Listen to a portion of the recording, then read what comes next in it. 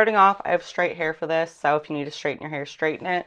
Brush it as taking any comb that I have, and I'm basically just going to go right in the middle of my face. And go like that, and then swipe it over. And there's a really nice part. So now what we're going to do is basically take a part like right here, and just go straight like that, just like that, and then I need to do it on the other side as well. Gonna clip this so I have this hair where I want it and how I want it. So now we're gonna take just a little bit of this hair, just a little bit. That way your hair on the bottom still looks nice and full. And we're gonna bring it right on up and put it into a ponytail.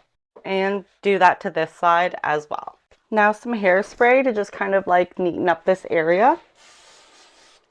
Don't be shy with it. And pull it straight back. It's gonna make your hair look awesome. And now we put in clip-ins. So basically right over the thing and just spread out the hair so it looks cute.